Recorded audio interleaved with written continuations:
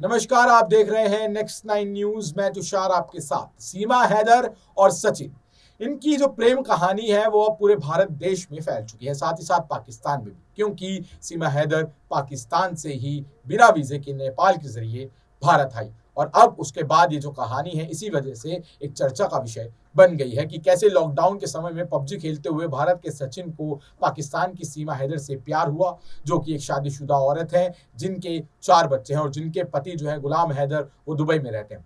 लेकिन लॉकडाउन के बाद नेपाल में वो दोनों मिले, 7 दिन वो साथ रहे और उसके बाद जो सीमा है उन्होंने अपने बच्चों के साथ भारत आने का फैसला लिया और फिर वो बिना वीजा के, क्योंकि उन्हें वीजा नहीं मिला था, तो वो नेपाल के रास्ते ही भारत आ गई और अब वो सचिन के साथ भारत में रह रही।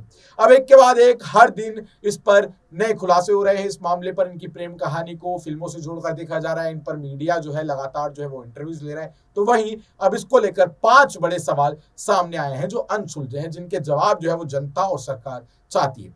क्या है वो 5 बड़े सवाल, चलिए आपको बताते हैं। पहला सवाल है कि जो सीमा हैदर है वो जब से मीडिया के साथ बातचीत कर रही हैं, उनकी बातचीत में लगातार उर्दू जुबान गायब दिख रही है, क्योंकि अब जो सीमा हैदर है वो एक मुस्लिम है और साथ ही साथ वो पाकिस्तान से आती है। पाकिस्तान में उर्दू जो है वो बहुत ही फ्रीक्वेंट बोली जाती है, यानी कि उनकी आम बोलचाल में उर्दू का बहुत ज्यादा, उर्दू के शब्द का बहुत ज्यादा इस्तेमाल होता है। साथ ही साथ वो इस्लाम से भी है।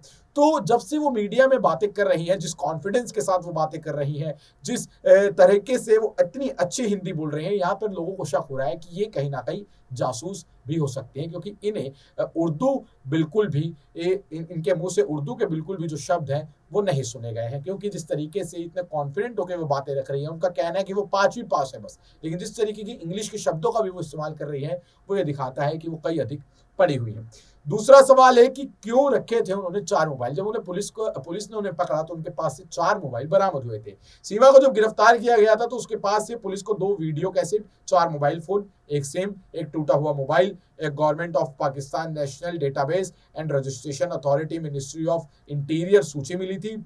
आखिर सीमा को 4 मोबाइल रखने की और इतने सारे सिम कार्ड और इतने सारे वीजे, यानी कि 6 वीजे रखने की क्या जरूरत थी? एक सवाल ये भी बना हुआ है। अगला सवाल है, सिम के बाद भी हॉटस्पॉट से क्यों उन्होंने सचिन को कॉल किया? आपको बता दें कि सिम होने के बावजूद हॉटस्पॉट का जो है वो यूज किया गया। सीमा पर पूर्व डीजीपी विक्रम सिंह ने भी ये सवाल खड़ा किया है कि आखिरकार नेपाल में जब उनके पास सिम था तो उन्होंने नेपाल के लोगों से हॉटस्पॉट लेकर क्यों जो है वो कॉल किया गया? ये भी एक बहुत बड़ा सवाल उठ रहा है। अगला सवाल है कि 6 पासपोर्ट की क्या जरूरत थी? जी हाँ, उनके पास 6 पासपोर्ट बरामद हुए हैं। पुलिस को सीमा के पास से 6 पासपोर्ट, 5 वैक्सीनेशन कार्ड, एक पोखरा से दिल्ली तक की बस टिकट मिला।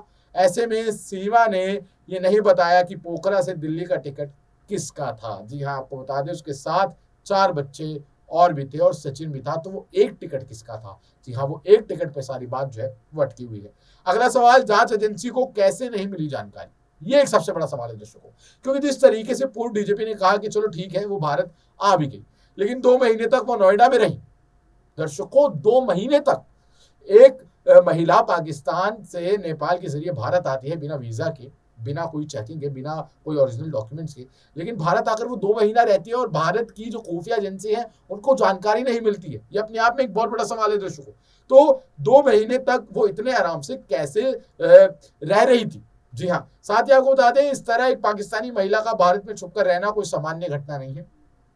जांच एजेंसियों को उससे दोबारा अच्छे से पूछताछ करनी चाहिए। जब भी कोई दूसरे देश में बिना वीजा के चोरी छिपे आता है तो जांच एजेंसियां उससे कड़ाई से पूछताछ करती हैं। इस मामले में जांच एजेंसियां जुटी और पूछताछ भी हुई, लेकिन जल्द ही सीमा को छोड़ दिया गया। ये भी एक बहुत बड़ा सवाल है कि जांच एजेंसियों ने उसे पकड़ा, उससे पूछताछ हुई, लेकिन जल्दी छोड़ दिया, वो भी बिना वीजे की वो यहाँ आई। उसके पास से इतने प्रूफ मिले, 6 जो है वो पासपोर्ट मिले, एक पोखरा से यहाँ तक का टिकट मिला, वो किसका टिकट है उस पर कोई खुलासा नहीं हुआ है। बिना पासपोर्ट के वो यहाँ आई, 4-5 सिम मिले, 4 मोबाइल मिले, 2 महीने से वो यहाँ रह रही थी बिना किसी को बताए कि वो पाकिस्तान से है। तो इस तरीके से, जिस तरीके से यहाँ पर आई है, ये 5 सवाल जो है ये बहुत बड़े सवाल हैं जो इस मामले में खड़े होते हैं और कहीं ना कहीं इससे जो है वो एक ये मैसेज सामने आता हुआ दिखता है कि ये आखिर किसका है, कौन है इसके पीछे जो ये सारी चीज़ों को अंजाम दे रहा है, क्योंकि ऐसा कहा जा रहा है कि कहीं न कहीं ये एक जासूस भी हो सकते हैं, क्योंकि जिस तरीके से जब ये इंडिया में आके इन्होंने हिंदू धर्म अपना लिया, सचिन से शादी कर ली, तो अब वहीं दूसरी तरफ पाकिस्तान से जो है इनके खिलाफ प्रतिक्रियाएँ आनी शुरू हो गई हैं। पाकिस्तान के कई आतंकी संगठन जो है वो वीडियो शेयर कर इनको मारने की धमकी दे रहे हैं और कह रहे हैं अगर ये वापस नहीं आती है तो हम इनको मार देंगे। और इन जो हिंदुस्तानियों के पाकिस्तान में मंदिर हैं और जो हिंदुस्तानी जो है यानी कि जो हिंदू जो है वो पाकिस्तान में रह रहे हैं, उनको भी परेशान किया जाएगा।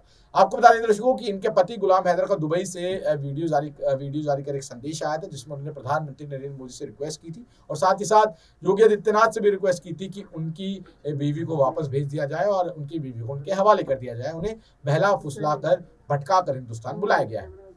तो इस मामले में ये जो 5 बड़े सवाल हमारे सामने आए हैं दर्शकों, ये एक बहुत बड़े सवाल है। इन सवालों की गुत्थी सुलझना बहुत ज़रूरी है, नहीं तो इससे ये साफ-साफ पता चलता है कि कहीं न कहीं प्यार के पीछे एक जासूसी का चेहरा भी हो सकता है। अब आप इस पूरे मामले पर क्या समझते हैं? आपकी क्या राय है? हमें कमेंट सेक्शन में ज़रूर बताएँ और देखते रहें नेक्स्ट टाइम न्यूज़। धन्यवाद।